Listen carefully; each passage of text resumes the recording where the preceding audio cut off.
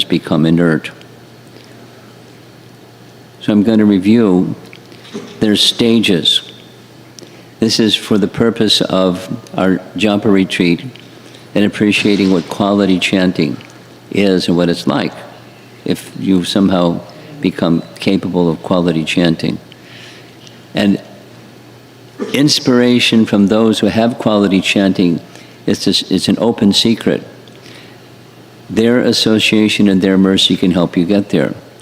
But their mercy isn't just like wave their hands in the air. It's hear their instructions, take their instructions within, and practice them, live by them, make them your life. The instructions of these great personalities, that's becoming a follower of the 6 Goswamis. We're going to get to Gopal Bhatta and Sanatana shortly, but we're starting with Rupa. So there's the glories. It's full of nectar. Next is the speaking part of the body, because when we're chanting, we make some sound. And if we make the sound carefully and devotionally, then there's a taste. Eventually, there is a taste, and as one becomes purified, taste may awaken. For Rupa, the taste has awakened. And then next is the hearing part of the body. And when hearing, it's not just many mouths, it's millions of ears, because the nectar is such, the nectar of the sound is such. Millions of ears, so in sequence. Chanting, glories, that's the why. And then what is with the mouth, and then with the ear. And then comes what the effect of any yoga practice, if it's done properly, is controlling of the mind and senses. What's yoga without controlling of the mind and senses? It's not yoga. Yoga indriya samyama. Yoga indriya samyama. So yoga means controlling the mind, the sixth sense, and the indriyas. So mind and senses. Difficult. We all know what the difficulty is. It's called distraction, called different things. Inattention. So to bring the mind to the point of quiet, or as it says here, conquered, let the sound vibration of the holy name enter the heart. How that happens if the hearing is done with practice, very carefully, with practice, very carefully, hearing, vibrating, but hearing and hearing, hearing with rapt attention,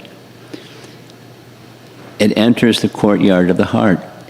And then, when it enters the courtyard of the heart, it conquers the mind.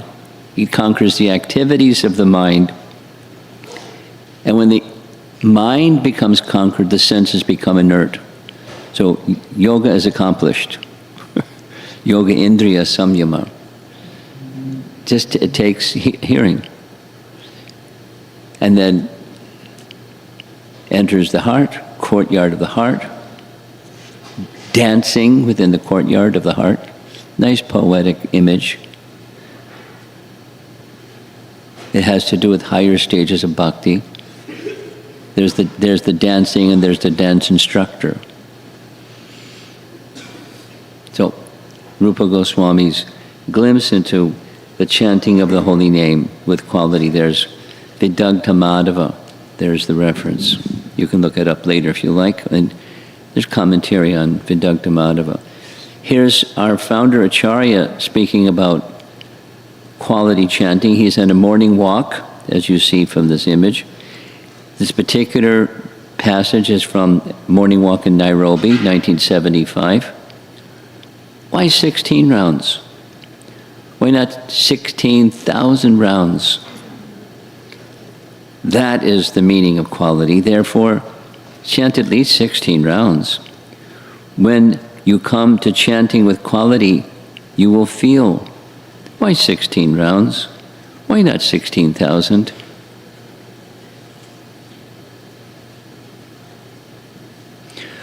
One of my godbrothers recently passed from this world in Vrindavan, and for the past 12 years, he had the practice of chanting 64 rounds before the sun came up every morning. I'll say it again. For the past 16 years, he had the practice of chanting 64 rounds before the sun rose every morning. Summer, fall, winter, spring, all the seasons. Doesn't matter, hot, cold, doesn't matter. Fixed. No, that's taste. And then what to speak of the rest of the day. And his reading and other activities. That's quality chanting. So now, most of us aren't in that place where hearing and chanting, welcome to the life of sannyas. I hear it all the time. People in different ways say this little same message. I just had one of our ISKCON youth say the same thing to me. Just not experiencing what he feels he should be experiencing. And so the purpose of this presentation on quality chanting is to go beyond, we're calling it here mediocrity. Go the next step towards in the direction of quality where there's some transformation. Now, I've mentioned already 3 of our 6 Goswamis. They're very important personalities. Rupa and Sanatan, Gopal Bhatta, and now we're going to hear from Raghunath Das Goswami. Now, Raghunath Das Goswami isn't known as a big author. But what he did write was elevated and moving. If you hear it carefully, please hear it carefully, because we're going to cover one verse of Srimana Shiksha. And in Srimana Shiksha, he is instructing the mind how to come to that place where chanting is done with quality. But a big part of chanting done with quality requires mercy, not just effort. So let's hear. There's a recording with nice background music of chanting of the verse. Follow along if you like. Yadi cheravasham brajabhuvisaragam pratijanun yuvadvandvam tachchit paricharitum aradabilashe svarupam shrirupam saganamiha tasyagrajamapi sputam premna nityam smaranamatatvam shrunumana. So the last line, smara namatada.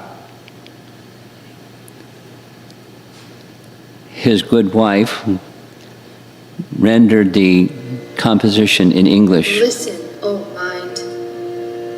If you desire in every birth to reside in the land of Vraja with loving attachment and to serve the youthful couple of Sri Sri Radha Krishna in close proximity, then clearly remember and offer obeisances to Sri Swarup, Sri Rupa and his associates in Vrindavan, and to Sri Rupa's elder brother, Sri Sanatan. So a very nice Pushkar painting of the 6 Goswamis assembled together, studying the scripture and discussing Krishna topics, and relishing them not just as academics, but as Shuddha Bhaktas. Who knows what those discussions were like. When I first visited Vrindavan, it was right after the Kartik month when Prabhupada took a group of his intimate disciples to all the places of Vrindavan. And one of the places he took them to was the temple of Jiva Goswami, the Radha Damodar temple. Now, so much has changed since then. But when we went, if you circumambulate in the past, when you circumambulate around the temple, the deity, there was a big stone slab. And the stone slab was covering a little cavern because in Vrindavan in the summer it gets really hot. Like hot. And so he described, so that Prabhupada described to the devotees, it was Guru Das who took us to these places when, after that, the Gaur Purnima festival, we went to Vrindavan and he showed us the place where the 6 Goswamis would sit, because the Radha Damodar temple was convenient, centrally located geographically from where the other Goswamis resided, and from time to time they would come together, and as you see, of course this doesn't show this covered place, because sometimes they didn't, in the summer they weren't in this covered place, but to stay away from the cold and get huddled together, they chanted behind the deity in this secluded place and engaged in Krishna Katha. Just a detail, but that was part of their life, associating together like this painting is showing. And now we're hearing yet another, not one of the 6 Goswamis, but Sri Sarup. Who's Sri Sarup referred to? Sri Sarup refers to Swarup Damodar because when Raghunath Das Goswami, after much difficulty and obstacles, etc., etc., etc., by the mercy of Lord Nityananda, he got released from the bondage of his family circumstance, and he went to Puri, and when he reached Puri, Lord Chaitanya gave him his affection, and Lord Chaitanya gave him the association of Swarup Damodar. And he became known, according to Chaitanya Charitamrita, he became known in Puri as the Raghu of Swarup, because there were many Raghunaths. So Raghunath became Raghunath, the Raghu of Swarup. And who, in Swarup Damodar, along with Ramananda Roy, those two were the most intimate associates of Chaitanya Mahaprabhu during his entire stay in Jagannath Puri. And in Krishna Lila, Chaitanya Mahaprabhu is Krishna himself in the mood of Radha, and Swarup Damodar is who? Lalita Saki. Same mood and same intimacy, so as Chaitanya Mahaprabhu was experiencing his ecstasies, he, Swarup, and Ramananda Roy assisted Chaitanya Mahaprabhu in relishing those ecstasies in various ways, by reciting slokas, and they knew his mood and they knew the slokas and they would enhance the mood, etc., etc. So they intimately knew his mood, Swarup Damodar specifically, knew the mood of Chaitanya Mahaprabhu, knew the pastimes of Chaitanya Mahaprabhu, and he instructed Raghunath for the entire time that Raghunath Das Goswami was in Puri, in the association of Swarup Damodar and Chaitanya Mahaprabhu. Through Swarup Damodar, Raghunath understood everything. Not only the pastimes, but everything. Now, there was a short little after-class discussion yesterday about, you read in Chaitanya Charitamrita about what I just said, and supposing you were in Puri in the association of Raghunath Das Goswami, who heard intimately from Swarup Damodar. What feelings does he have for Swarup Damodar? Otherworldly feelings, because he was taken to an otherworldly place by this otherworldly personality that knew everything. Everything. The pastimes, the mood, the ecstasies, the whole science of... So when he left Puri, Rupa Goswami instructed him. Rupa Goswami instructed Raghunath Das Goswami every day. We were serving Lord Chaitanya in separation. You were with him. And you knew all these things from Swarup Damodar and your first-hand experience. Every day, for 3 to 4 hours every day, 3 to 4 hours every day, give instructions of what you understood from Swarup Damodar to the Vaishnavas. Every day, sit under this tree, every day. And one of the persons in the audience was Krishnadas Kaviraj. So Krishnadas Kaviraj was able to write Chaitanya Charitamrita from first-hand instructions from Raghunath Das Goswami. So detail. Raghunath Das Goswami has affection for Swarup Damodar, like anything. So we can have that, we can try to cultivate the mood of offering obeisance to and taking shelter of Swarup Damodar, Rupa Goswami, and Sanatana Goswami. There's nothing like the first-hand experience. But he, in Manashiksha, is instructing his mind, which means he's instructing our mind how to achieve the goal. Chanting will help us. It's the primary means to get to the goal. And this is also receiving the mercy of these elevated souls, along with something we do is receiving mercy. Of course, there's mercy in the holy name himself, or itself. Here's the translation again. Listen, O mind, Manashiksha, if you desire, in every birth, notice in 2 words, it's detachment from liberation. Because the stage of prema derives even the conception of liberation. So in every birth,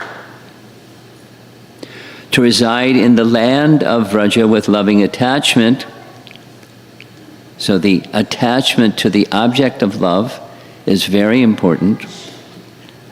With loving attachment and to serve.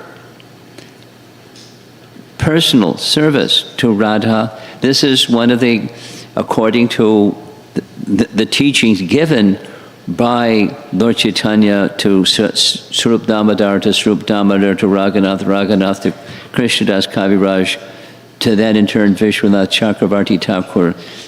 It's disciplic succession message. There are 3 categories of attachment. In the stage, the elevated stages of bhakti, he's teaching us in simple language the elevated stages of bhakti. He's a very important teacher. So there's 2 of the 3 things that are mentioned in Vishwanath Chakravarti Thakur's writings. So there's the desire to be in the association, the desire to be in the service of, in close proximity. Then, clearly remember and offer obeisances to. This is the mercy factor. Remember and offer obeisances to. Swarup, Rupa, and his associates in Vrindavan, and Rupa's elder brother, Sanatana. So we're in good shape. We're heading in the direction of Raga Bhakti by the association and the instructions of Raghunath Das Goswami. Here's the pictures or paintings of these 2 personalities, Gopal Bhatta and Sanatana Goswami, the authors, plural, of Hari Bhakti Vilas. And here's the verse. I hope you're ready. There's 6 points according to this verse that then are expanded in a number of other verses. And we're going to be focusing our discussion this morning, quality chanting, on this verse. Mana samharanam is the first. Saucham is the second. Maunam is the third. Mantrartha Chintanam is the fourth. We'll get the meanings of each of these words shortly. Avya Gratvam Anirvedo Japa Sampati. Japa Sampati or Japa Siddhi. Japa Sampati. Perfection through practice. So there's the practice of japa, and then there's the stage of perfection in japa, sadhana siddha. So here's the meanings of the words one by one. We're going to be going through this about 4 times. So please take note of the Sanskrit terms. Subduing the mind. Phew, that's a good place to start. Cleanliness, silence. Meditate on the mantra's meaning. Mantrartha Chintanam. You'll see these phrases come again and again 4 times from different, but the source, at least our frame of reference source, is Hari Bhakti Vilas, Gopal Bhatta, and Sanatana Goswami. They didn't just create this. It was derived from some source of authority, and they just encoded it for our edification. Patience and steadiness. 1, 2, 3, 4, 5, 6. We're going to hear something about each of these 6 to help us come to the stage, progressively cultivate quality chanting. Here's the translations. From this is Bhajana Rahasya by Bhaktivinoda Thakur. He's translating this verse from Hari Bhakti Vilas in this book. To be attentive, purification of the heart is required. This means, the next one, keeping silence. That is, avoiding unfavorable talking. While chanting, one must affectionately remember the meaning of the mantra.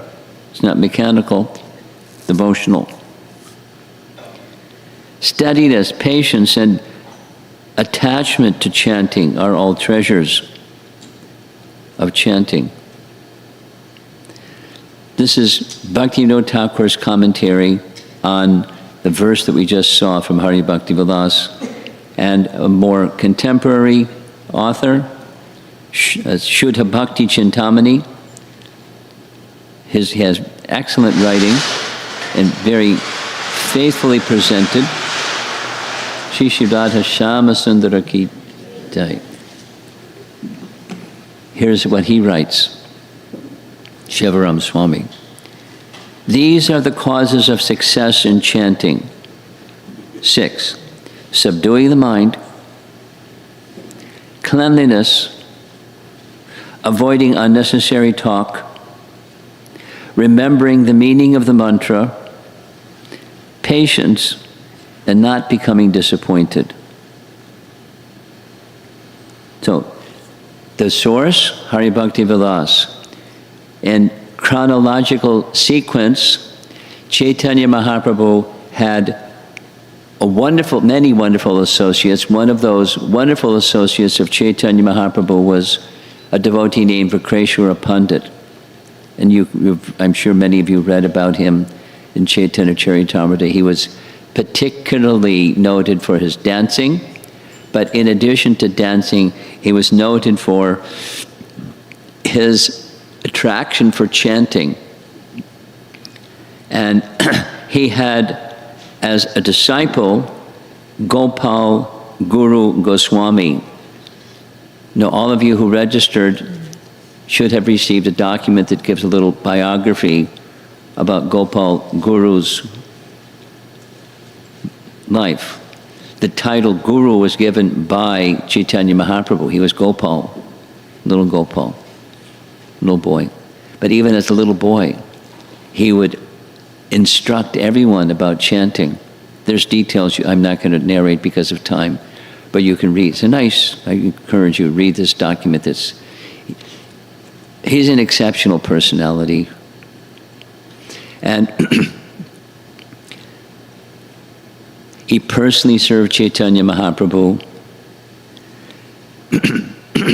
And Mahaprabhu gave him this name when he was a little boy, Gopal Guru, and it stuck. So he has written a book, among other things, Harinam Mahamantra Vyakya.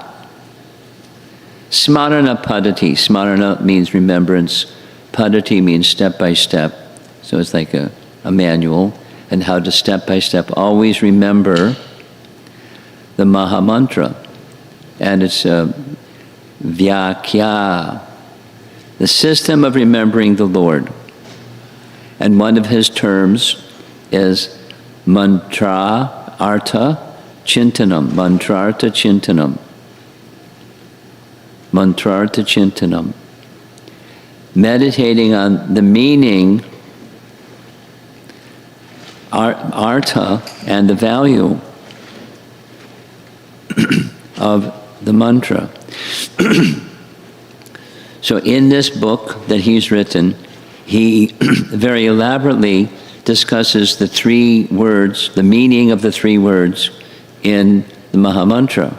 And the first one of those three words is Hare. He has a very interesting, most of us know the meaning of Hare, it's referring to Radharani. But he has a little further expansion. Krishna's name is Hari, Radha's name is Hara, and the vocative Hara becomes Hare. Hare Krishna. So here's his explanation. It's very nice. The personality of Godhead, who has a form of eternity, knowledge, and bliss, has manifested himself in the form of his name. Because he takes away ignorance and its activities, the devotees remember him as Hari. Sri Radha, who is the Lord's own pleasure potency, steals the mind of Krishna. Therefore she is praised as Hara. The vocative form of Hara is Hare. So even in Vaikuntha, one of the names of goddess of fortune aside from Lakshmi is the same Hara. It's just, but specifically in Gaudiya Vaishnava or Gora depiction, she steals the mind of Krishna. Therefore, Hara, and the vocative it becomes Hare. So it's a meditation. This is instructions from Gopal Guru Goswami on how to meditate on the meaning of the mantra. We're here for a japa retreat. We're going to be focusing on trying to improve the quality, and this is one of the 6 items. Mantrartha Chintanam, one of the 6. Meditate on the meaning of the mantra. Now, commonly, it's in Hari Bhakti Vilas that when you're chanting mantra, supposing you're chanting Gayatri mantra or any spirit, supposing you're chanting Brahma Samhita, that's a spiritual sound. Meditating on the meaning of the sound enhances your experience of the chanting of Sri Brahma Samhita and the slokas. Meditate on the meaning of while chanting. But it's specifically, Gopal Guru is describing Mahamantra. Achieving perfection in chanting a Mahamantra, not just quality, but perfection. And what's the meaning of Krishna? his writing says, Sri Krishna is the eternal beloved of Radha, who is bliss personified. The beautiful, dark son of Nanda with eyes like lotus petals is the only source of bliss for the residents of Goloka, Gokula. He is therefore known as Krishna. Therefore, the names Hare and Krishna mean Radha and Krishna and are full of eternity, knowledge, and bliss. Meditate on the meaning. Say the mantra, make the mouth go, make the ear go, and then meditate on the meaning as you're going forward. And it's not, won't distract you, will help you focus. And the meaning of Rama, that Sri Krishna, who is the chief amongst those expert in loving affairs and the worshipable deity of amorous pastimes, always enjoys Radha. He is therefore called Rama, or Radha Ramana Rama. This is Gopal Guru. Now, there are different ways of meditating on the meaning.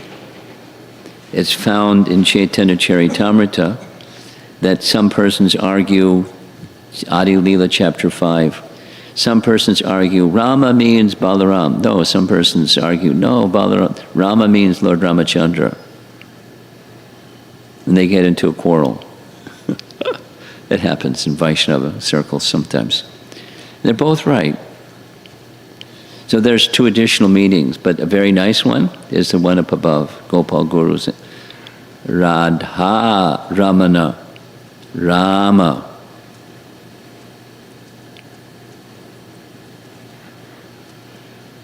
He who always enjoys Radha through amorous pastimes.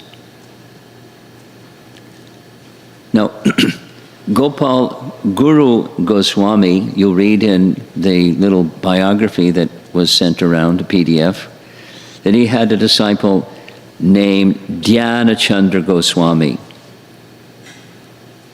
And Dhyanachandra Goswami wrote a similar padati, Smarana padati, Gora Govindarchana, Gora Govinda Archana, Smarana padati. Now these are devotees that it's esoteric, but they dove deeply and became expert, not just quality, but they became perfect. And they wrote books to help next generation people achieve what they achieved. Notice in the red letters on the screen here, Mana Samharanam Shaucham Mauna Mantrartha Chintanam. We heard that one. Those are 4 of the 6 from Hari Bhakti Vilas. So he, Dhyanachandra Goswami, didn't do creative writing. He's drawing from his guru, who's drawing from Hari Bhakti Vilas. We'll see where Hari Bhakti Vilas was drawing from. When Gopal Bhatta Goswami compiled Hari Bhakti Vilas in Sri Rangam, wasn't creative writing. Here's a translation. The sadhaka, that's us, this is the first part doesn't have the same weight. Shouldn't move his head and neck about, nor show his teeth. That's also from Hari Bhakti Vilas. He shall sanctify his mind by withdrawing it from the objects of the senses,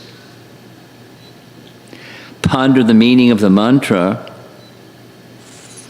and maintain silence.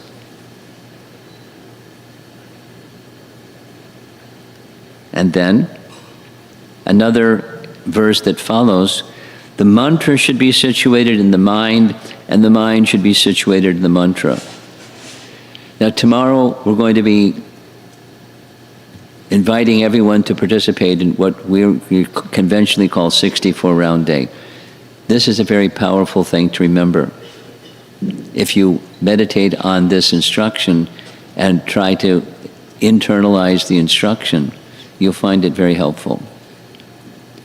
The mind and mantra should be joined together. This is the characteristic of japa. And the picture in the upper right is a picture of the book, not translated into English. And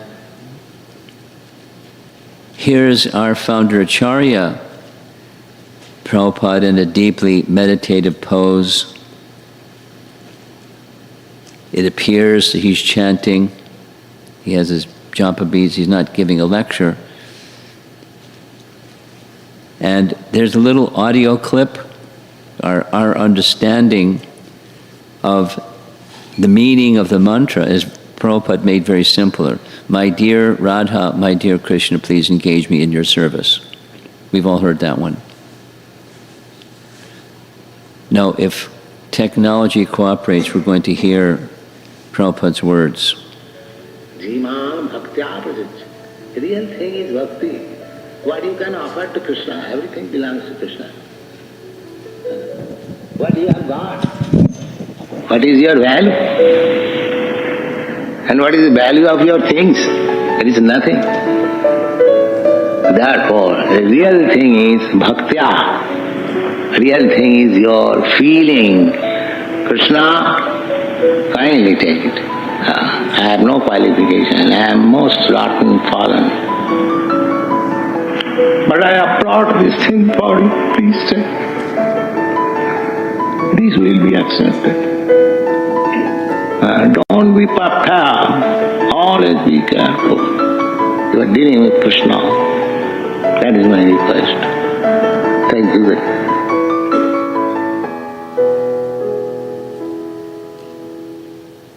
Now the message here is Prabhupada speaking about offering things to Krishna, but chanting is an offering of our voice, offering of our ear, offering of our heart, in a devotional, because what is Krishna? Krishna doesn't need anything, but it's an inspiration to receive from Krishna the holy name and to call Krishna's holy name. He doesn't need our chanting, but we make the offering. Now, mantra chintanam, that was the meaning. Next is what's the value of the mantra. Rupa Goswami has helped us understand in different passages. One is namastakam. The holy name is worshipped by liberated souls. Why? Even namabhas destroys all types of miseries. Tvam anadarad api manag indiratam. If someone utters you, even with negligence, you destroy his severe material miseries. This is your mighty power. So what to speak of? That's the reason, the value, the merit of the gift of chanting.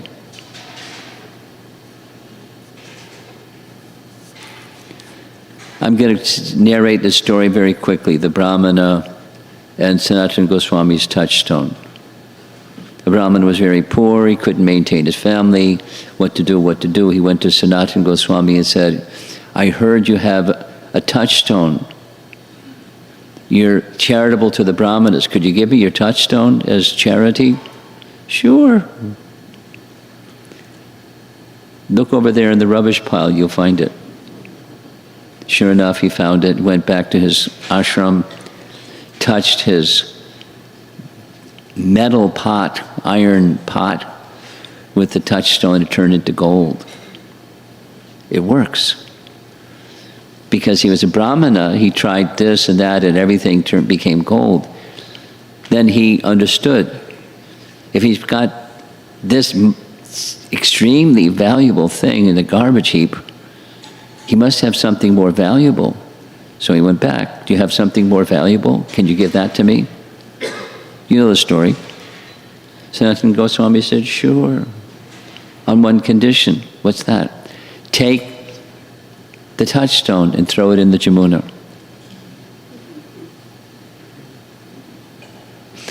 And so the Brahmana looked at the touchstone, looked at Sanatana Goswami, looked at the touchstone, looked at Sanatana Goswami. He trusted him, so he threw the touchstone in the river. And Sanatana Goswami gave him the most valuable thing. This is meditating on the value. And sure enough, that Brahmana became not just a Brahmana, but a very qualified person. One of Rupa Goswami's books is a collection of sayings, statements from previous acharyas, sometimes his own, sometimes unknown authors. Here's one from an unknown author. Extracting the 4 syllables that are the heart of the 4 Vedas, Lord Hari makes the word Narayana. Day and night, chanting this name, we become purified. We do not know any other better way to please Lord Hari. This is value. It's one of the 6 items for quality chanting. So don't let this just be an exercise of information. It's information, but let it be an exercise to help us move closer to quality chanting. Let it move your heart. Ishwara Puri, I like this one very much. Let the twice born enter the fearless kingdom of yoga, Vedic study, and solitary meditation in the forest. Let them become liberated in that way. He's not looking down his nose at liberation. He's taking the position, and Prema Bhakti, one derives even the conception. Here he's not speaking in demeaning terms. Let those persons that want to achieve that, let them be honored. I honor them. As for us, we will spend hundreds of thousands of births not wanting liberation. Janma Ishware.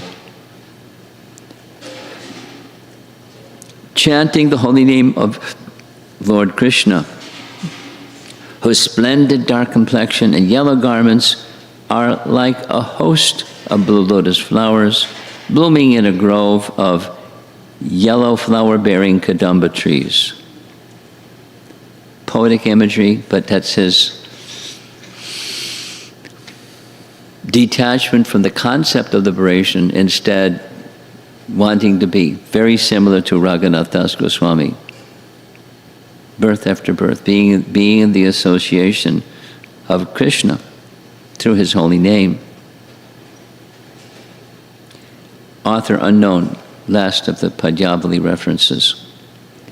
May Krishna's holy name, which is a reservoir of all transcendental happiness, the destruction of Kali Yuga's sins, the most purifying of all purifying things, the person's food as he quickly traverses the paths to the spiritual world, the pleasure garden where the voices of the great saints, philosophers, and poets play, the life of the righteous, and the seed of the tree of religion bring transcendental auspiciousness to you all. So it's a benediction to, may everyone receive this benediction of the chanting of the holy name.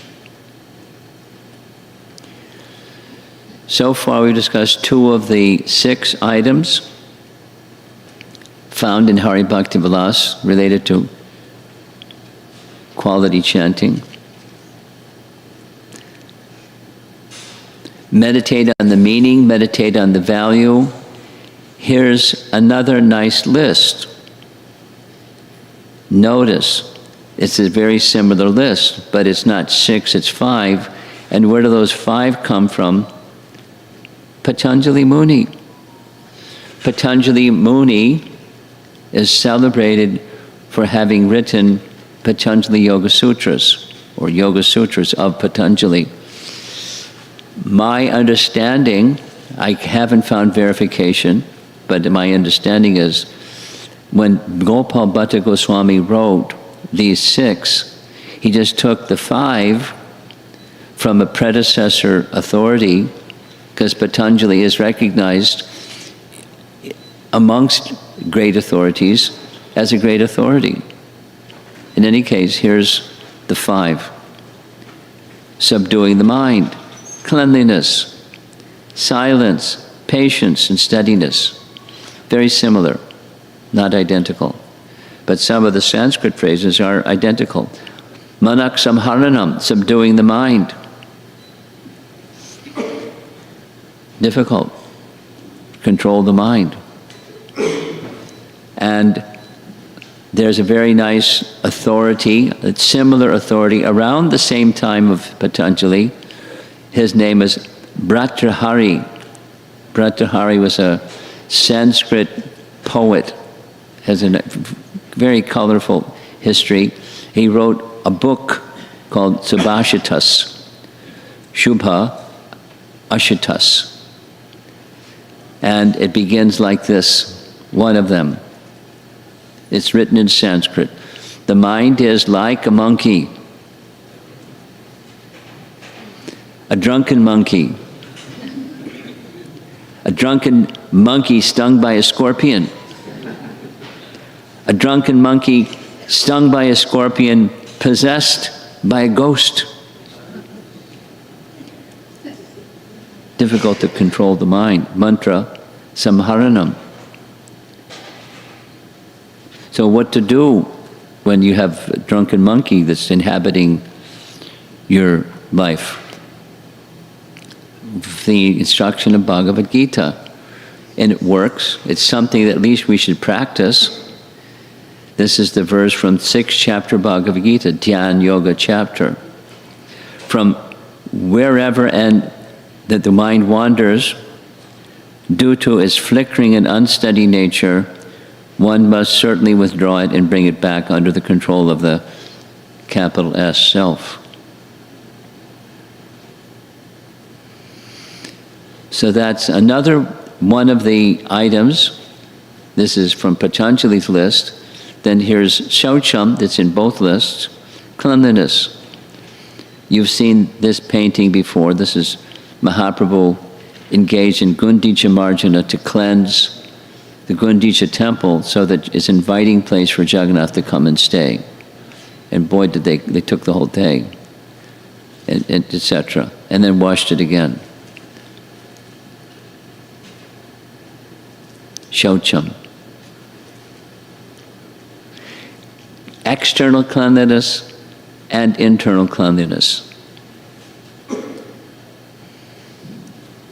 External cleanliness is the body and the place where you work or you do your worship, etc. And then the internal cleanliness, Chaita Darpana Marjanam. We discussed that yesterday. The internal cleanliness. Of the two, the internal cleanliness takes some time. Maunam. Shaucham, Maunam.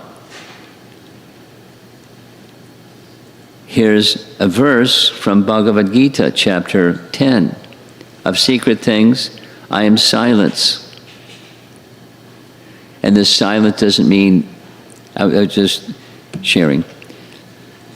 A few airplane rides ago, I was in a Southwest Airlines flight to somewhere.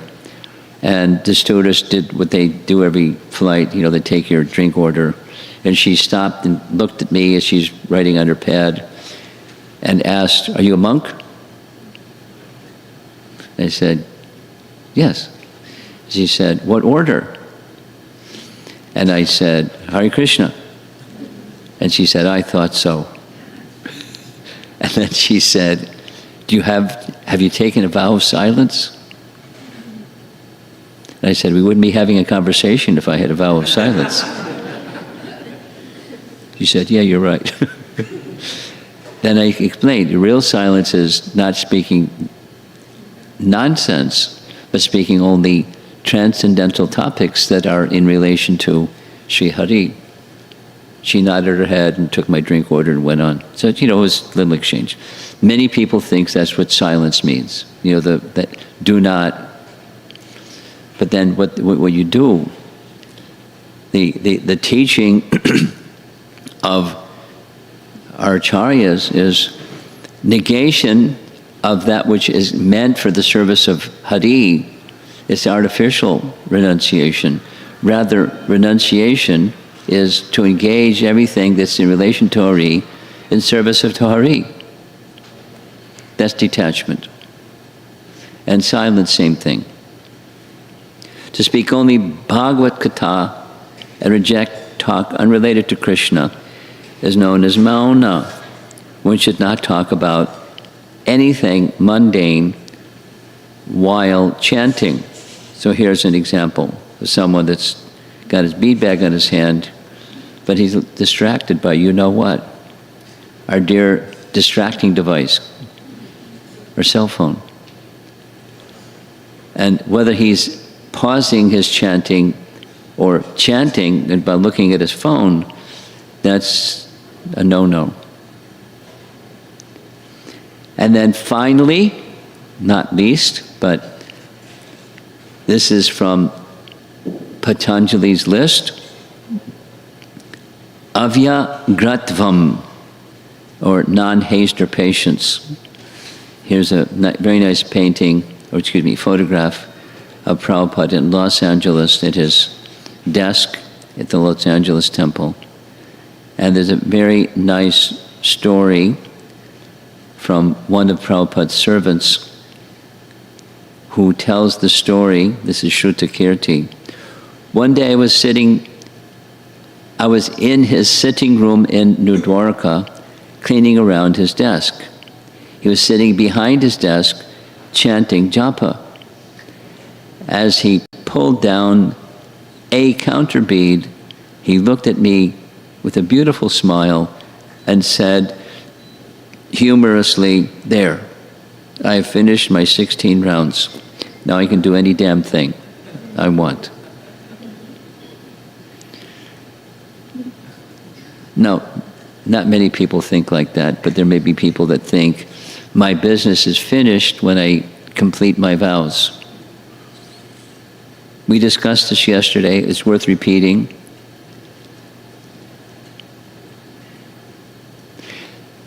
The mode of passion is different than the mode of goodness, and what to speak of transcendence.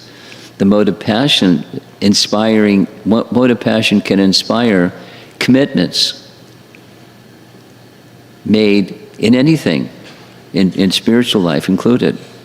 So if you have a commitment to whatever, you take a commitment to do a project, to teach something, conduct a japa retreat, or participate in a japa retreat, or tomorrow chant 64 rounds, or whatever your commitment is. Be a pujari and have a festival, and big festivals, nice decoration for the deities, or cook the feast and it came out really nice, or just this chanting 16 rounds. There's a commitment. And the happiness is the completing the commitment, and that's incomplete. There's nothing wrong, but it's incomplete. Rather than, this is this mindfulness topic that came up yesterday. The mindfulness of what's the purpose of those 16 rounds, or the festival, or the offering to the deity, or the whatever it is. What's the purpose behind it? The why behind the what, or the how. So we're practicing sadhana, but when we're practicing sadhana, we should meditate on the purpose. Why? And don't be anxious. Be enthusiastic, but don't be anxious or impatient. It happens. I hear it. I become impatient. I just got yesterday a letter, I'm impatient.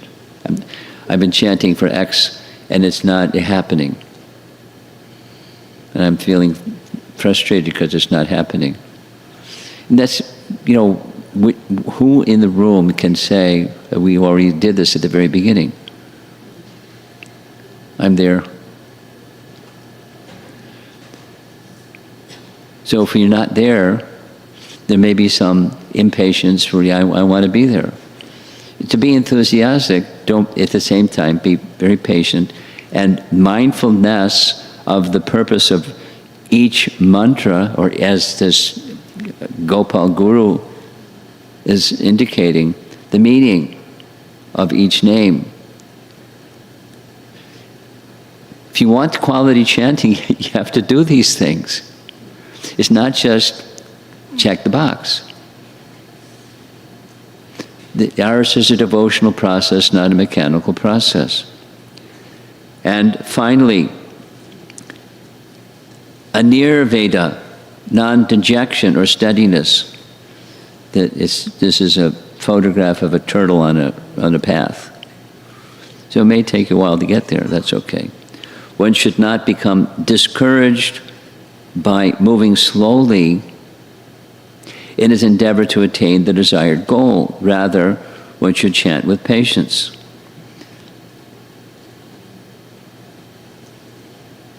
Small thing.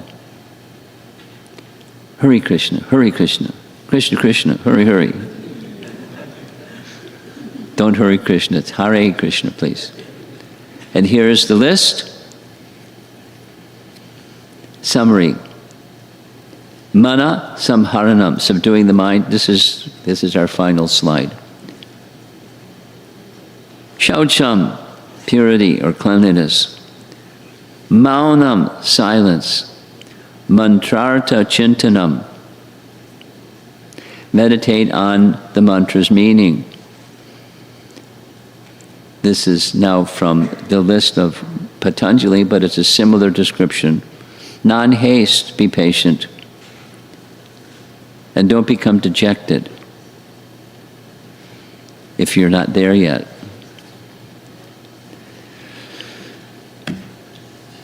Quality chanting.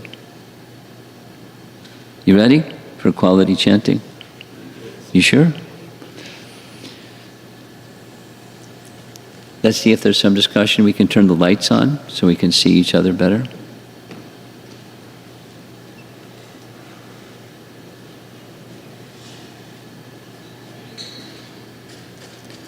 Yes, I see a hand up. I see a few heads up. Somebody should assist this nice devotee so he doesn't have to run around like this.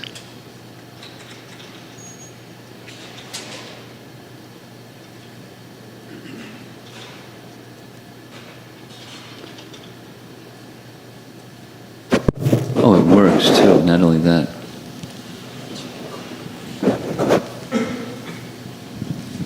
Hare Krishna, Guru Maharaj. I wanted to check. Go ahead. Yeah, I want to check if we can do chanting with counters. Like if you go to a doctor's office or somewhere, you don't want to bring your japa beads there. So is that okay to do? Yes. Okay. It's not. The principle is chanting, and whether it's this or that, chanting. You can use your fingers, you can use beads, you can use this or that. Thank you. Okay? No hard and fast rules. Behind you, right behind you. Hare Krishna Maharaj, my question is, why was it that in the later iterations... Speak slowly. Why what? Why was it that in the later iterations of the 6 standards of the quality of chanting, some were left out?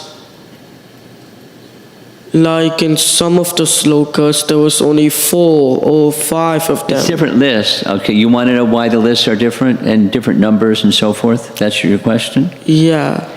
Different authorities make different statements based upon their realization and scriptural authority. Now let's go back, because preceding Hari Bhakti Vilas, we mentioned, chronologically, before they wrote, Patanjali wrote. Now where did Patanjali get what he wrote? He didn't do a creative writing spree. Where did he get it? From the Vedas. Which of the Vedas? I don't know. But he's cherry-picked certain ones, 5 in his case, from his writing, this is my understanding. Expanded was the writings of Gopal Bhatta and Sanatana Goswami. I don't know which of the two, but they expanded because there's other authoritative scriptural sources that says it's not just 5, it's 6, it's embellishing.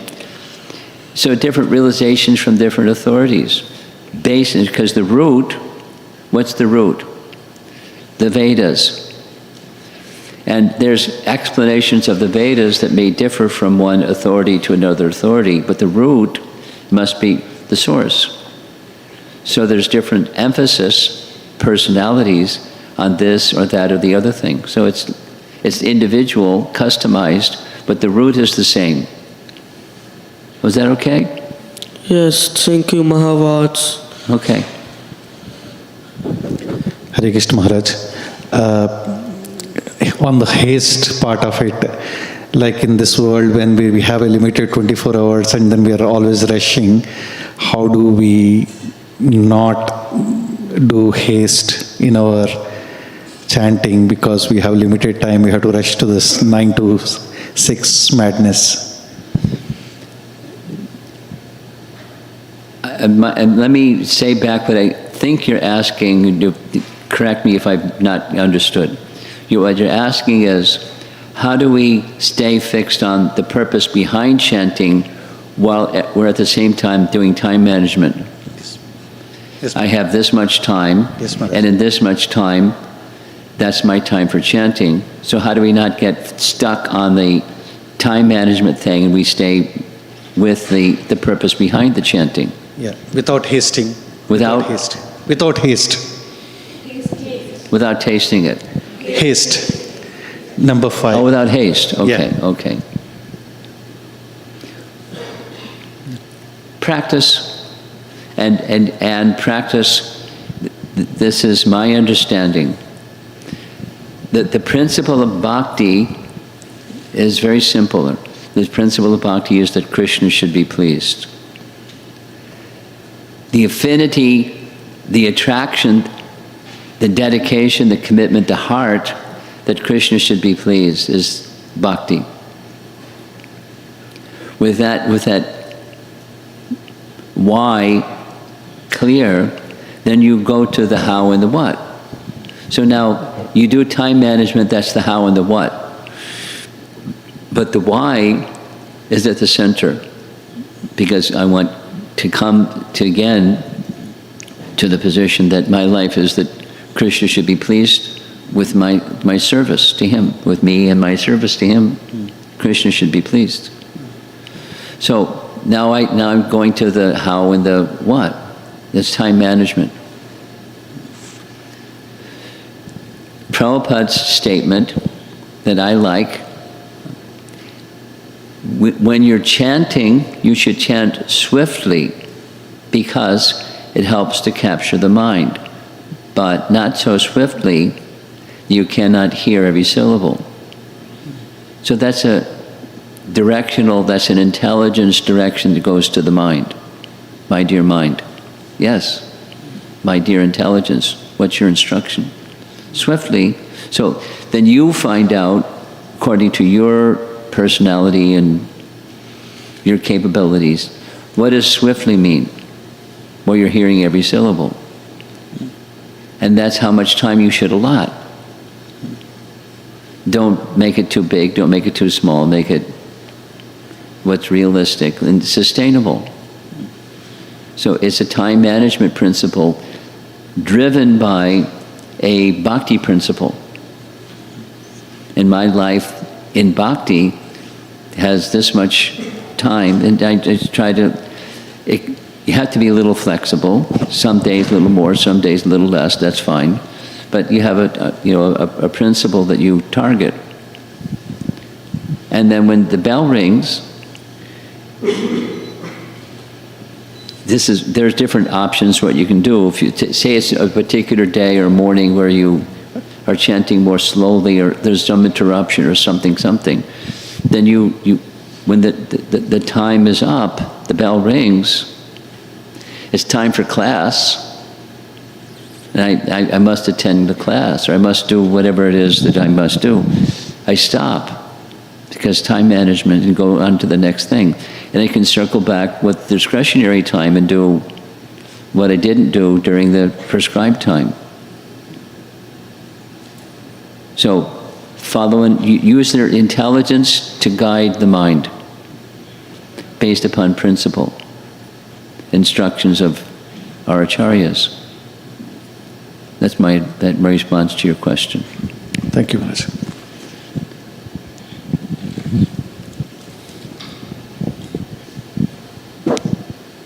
Hare Krishna, Dandot Pranam Maharaj. Thank you so much for insightful class. So this is what I've heard from some classes around the same topic, and I may be wrong in interpreting it, but they've talked that you can think about Krishna's pastimes when you're chanting, or you can have prayers in your mind. And also you talked about to focus on the meaning of it. Wait, you're going to go on to the second topic.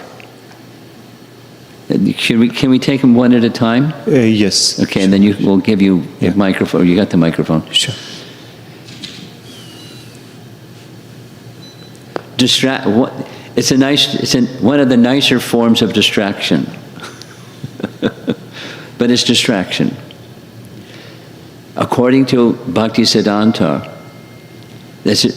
what you just described, I don't know what people said, but what Bhaktisiddhanta says is it arises naturally. One doesn't need to wild this, you do that. The multi-processing paradigm that's very popular today. So take that multi-processing tendency or paradigm and apply it to chanting.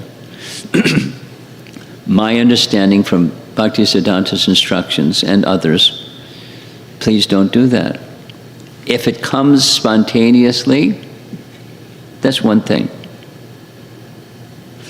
You pause the chanting, enter into some prayer, and in the prayer, you carry that prayer in your heart, and it can give support to the primary activity, but it's not the primary activity. It's a support that may help support the primary activity, which is undistracted, undeviated manasamharanam in the name. So to enter into, each of us have different methods of what we do, including chanting. But I don't recommend the multi-processing method based upon Bhaktisiddhanta's instruction, because during his time it was popular or fashionable. Krishna Lila Smarana, he didn't approve of it. He said it will happen spontaneously. Ashtakaliya Lila, during different times of the day, Krishna does different things. So when you're chanting japa, what's Krishna doing at this time of the day? And let it arise spontaneously. Because when you're chanting, you're chanting. When you're studying, hearing the pastimes of Krishna, there are different times of the day he's doing different things. And it may naturally arise in the heart. But when you're chanting, you're just focusing on the sound or the meaning of the mantra, even if it's mantra that's chanted silently. And that's described in Hari Bhakti Vilasa as well. That's my response to the first part. People may advocate that, and I'm not going to, rain on their parade. But that's not my understanding of what's recommended by your acharyas. Next question. Yeah. So Maharaj, when you're talking about the meaning of mantra, first we focused on what Hare means, Krishna means, Ram means, and then in second part we talk about Prabhupada's prayers that please engage me in your service. Yes. So is this the entire meaning, or when we say meaning is only meaning of Hare Krishna and Ram words? No. Your question is like his question, this young boy's question, young man's question. There's multiple. There's not, from the menu, there's two. Or the main is from, where's this come from? What's the authority behind this statement?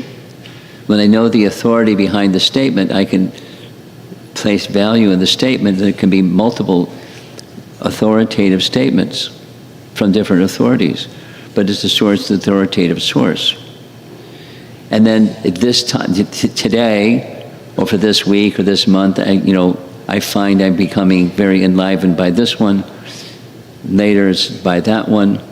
And there's not, if this is right, then that's not right. It's not, there are different moods from different authorities, provided it's coming from a proper source. And there's diversity in the world, the realm of perfection.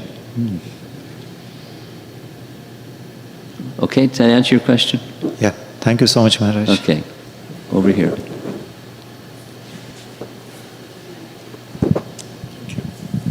Hare Krishna Maharaj, please accept my obeisance, all Krishna Prabhupada. Maharaj, when that mantrata chintanam, meditate on the mantra's meaning. So, we do this before sitting down for japa or during japa? Both, but especially, it's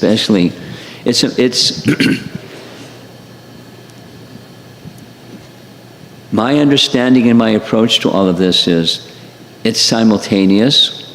It's a mood more than the details of.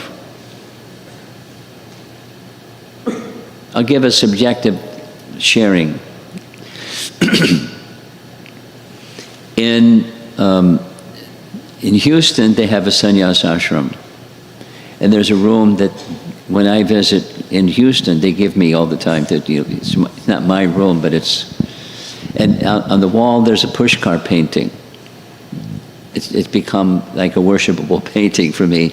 It's a painting of Krishna and Balaram sitting beneath a tree, and they're looking at each other. In the background, there's cowherd boys doing cowherd boy things. And I was visiting Houston during Balaram's appearance day one time. So I became absorbed in the meaning of the name. So I'm looking at the painting. I didn't forget the Hare part, but Hare Krishna, my eyes went to the form of Krishna.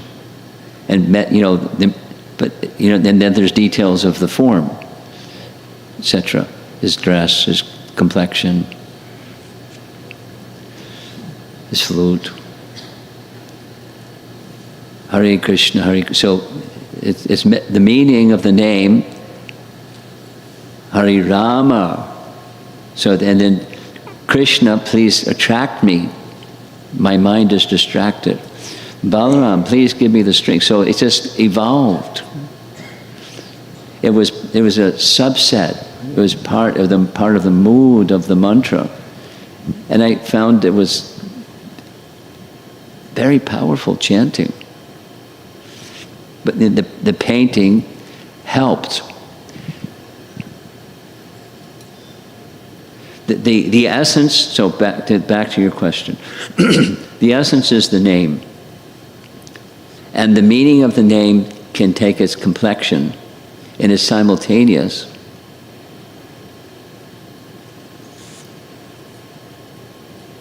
So I don't have to make an extra effort to think about it.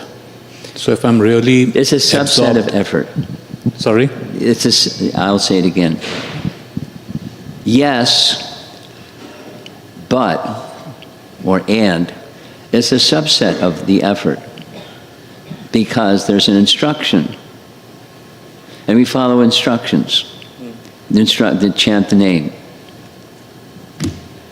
And now comes instruction from the authority of Hari Bhakti Vilas, these two personalities that derive what they've written from some source, the Vedas. And it says, yes, the name, and with certain characteristics of the meaning of the name.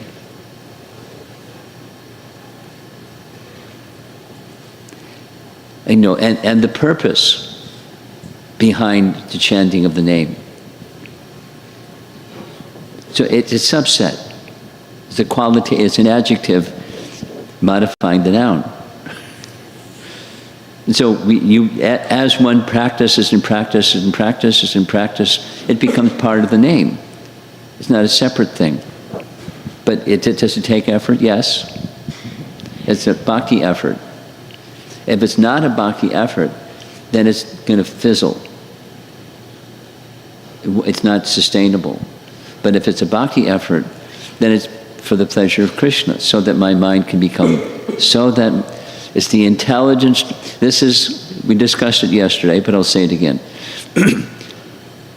Nishtha is characterized by the intelligence directing the mind to the object. So the object is the name. Intelligence directs the mind to the object, name. So these are intelligence factors that help the mind come to the stage of taste. From nishtha comes ruchi. It has to do with the quality of chanting, and yes, but not separate from the object. Intelligence directing the mind to the object, the name. It's effort. It's a sadhana. Sadhana is effort. In addition to making the sound. Hearing the sound, that takes effort besides just making the sound.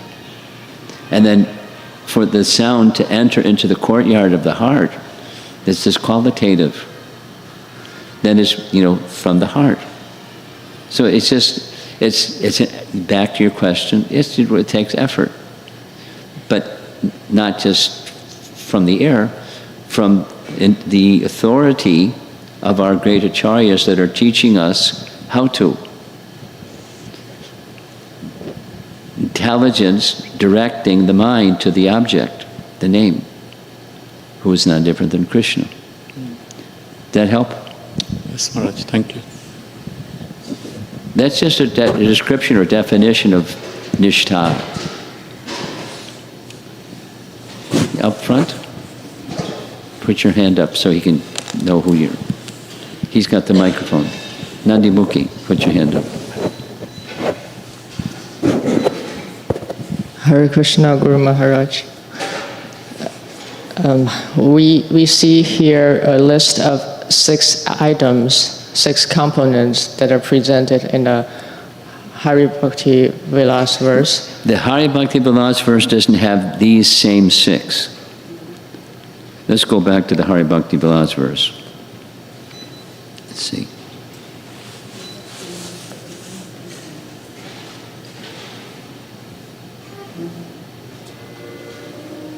Listen, O mind.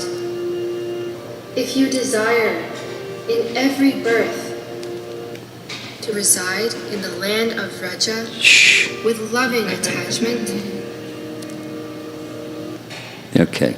There's the 6, which is not identical to the list at the very end, which comes back to his question, how come the lists are different?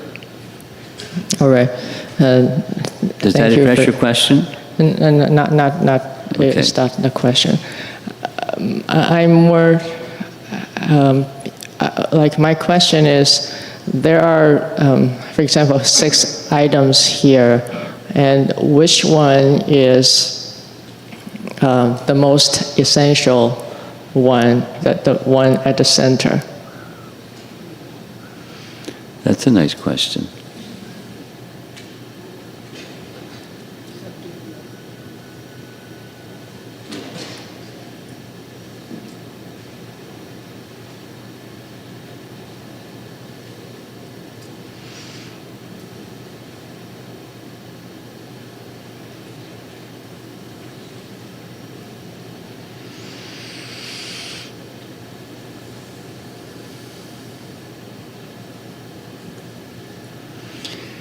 My response to your question is, all six don't have necessarily a priority because they're details, and the essence of behind the details, there's an essence.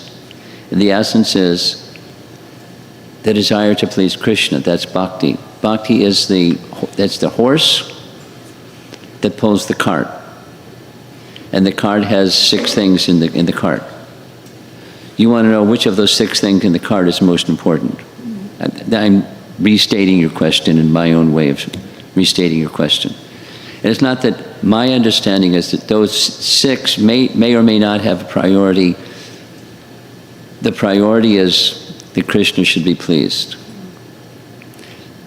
The purpose behind, the why behind the what, or the how, is Krishna should be pleased.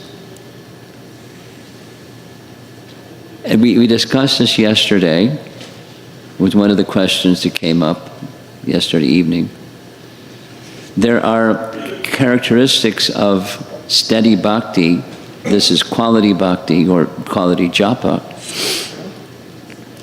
And one can be absorbed in the characteristics without absorbed in the essence of those characteristics. So my response to your question is, there may or may not be the prioritization of these 6. One could make an argument for the first one, or one can make an argument for the last one.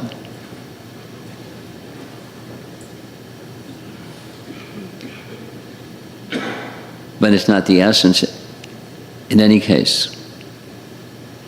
The essence is, the purpose of all 6 is that Krishna, the horse should pull the cart, not the other way around.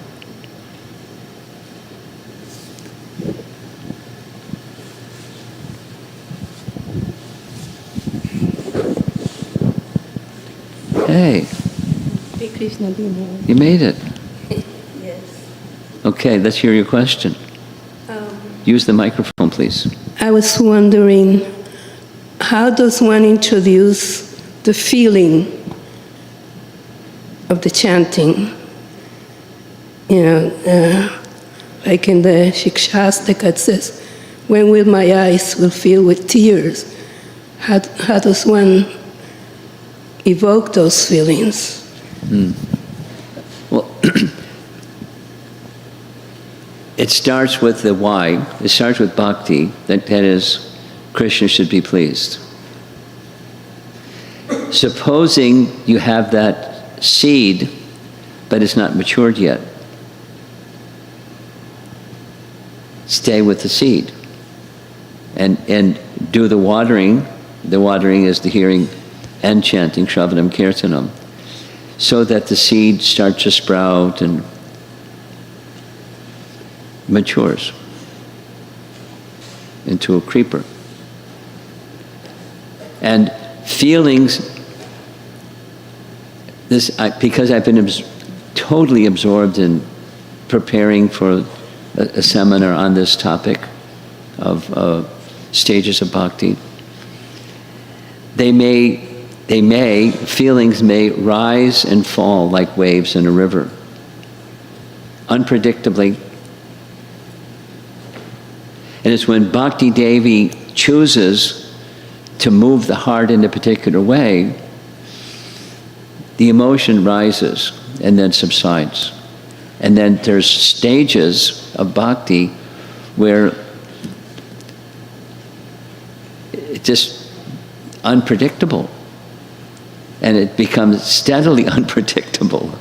And one is just tossed around by the waves of ecstasy, and one doesn't have any control. Now that's the Ruchi platform, and that's even before the Bhava platform. There's characteristics, not only tears, but different emotion due to the taste and the object. We'll go back. I'm just giving you a preamble of what's going to be next weekend. In the stage prior to Ruchi, there's attachment asakti to the activity, hearing and chanting. One cultivates attachment to the activity.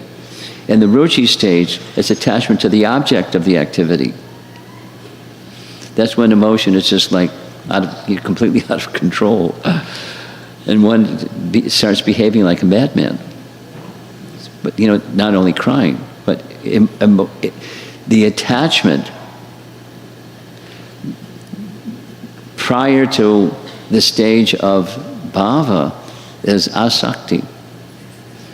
And you lose it. The emotion, so back to your question. Where does those emotions arise from? It arises from the seed. And then the seed that's nurtured by hearing and chanting. In a qualitative way, under proper guidance and instruction. Hearing and chanting properly, with proper sadhu sangha. And particularly those that have achieved that taste, that's why this Raghunath Das Goswami example is very important.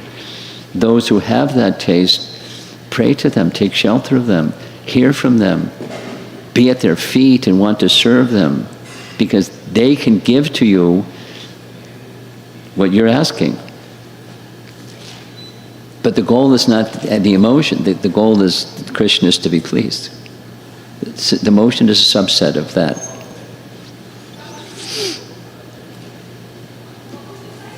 Okay? More? Yes, Guru Maharaj. Yeah. One may get confused if one may be crying because one feels sorry for oneself. Things like that. Yeah. And that it's not a real feeling for Krishna. Yes, that's correct.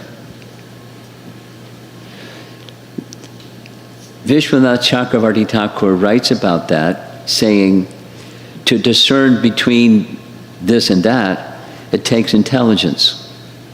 And it takes maturity. And without intelligence and maturity, one won't be able to discern. But one who has intelligence and maturity, they can discern. Within themselves and within others also. Thank you, Guru Maharaj. Anything else? You have something? No. Someone raise your hand if you want the microphone back in the back. Two in the back. We're going to end with this. Those two persons that raised their hand. So, Hare Krishna Prabhu. Speak slowly. Hare Krishna Maharaj. So, my question is about the monam. So, like you said, we should be only speaking about the Krishna and Krishna name during the japa. So, sometimes when you are doing a japa, okay, yes, but something comes up and you have to kind of respond, okay? Okay. So, how to deal with those kind of situations?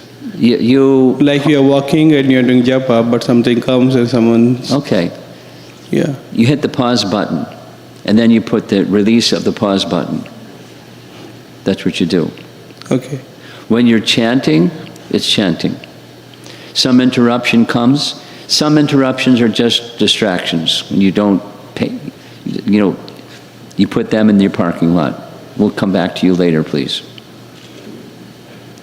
I have a parking lot. I use my phrase. I'll get to it later. Right now it's this. Some things are pressing. And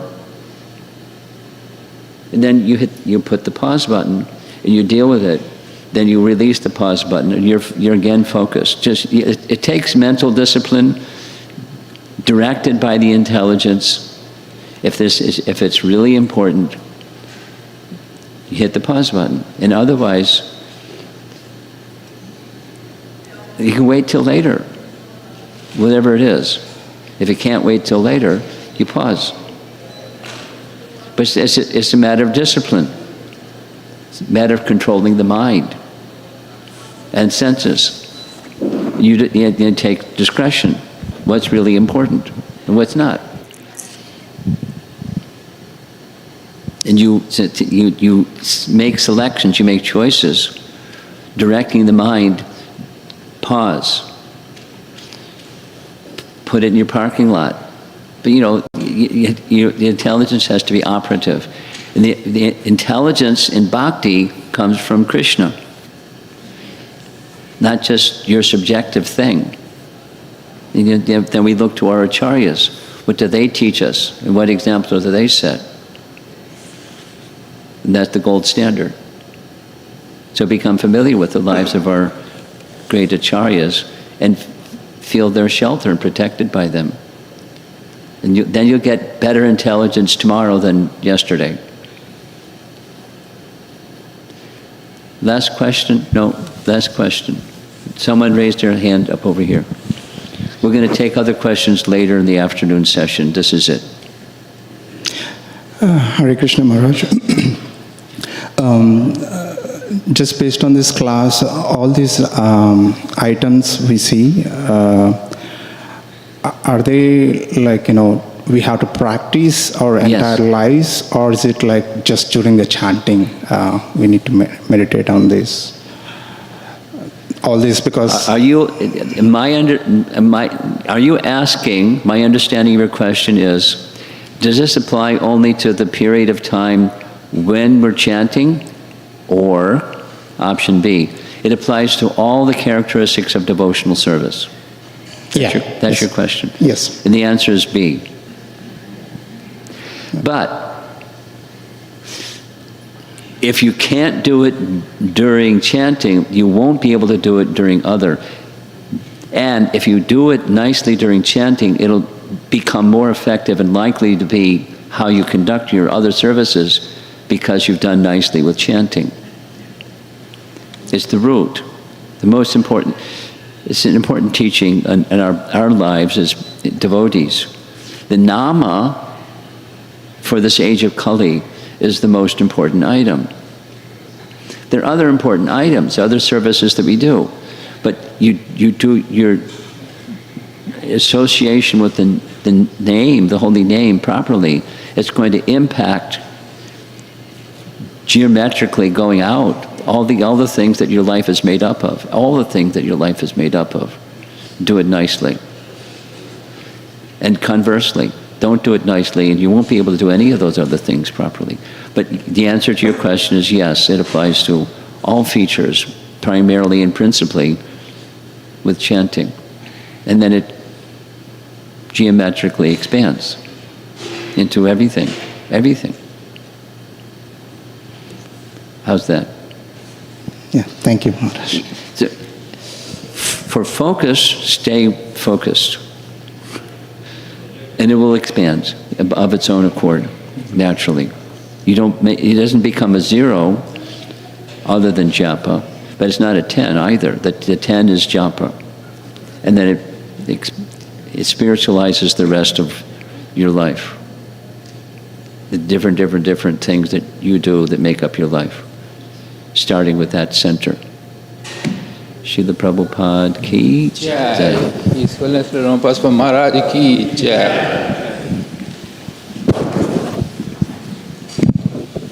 Hare Krishna. So, after this wonderful session, chanting with quality, there are certain queries in the YouTube and Zoom.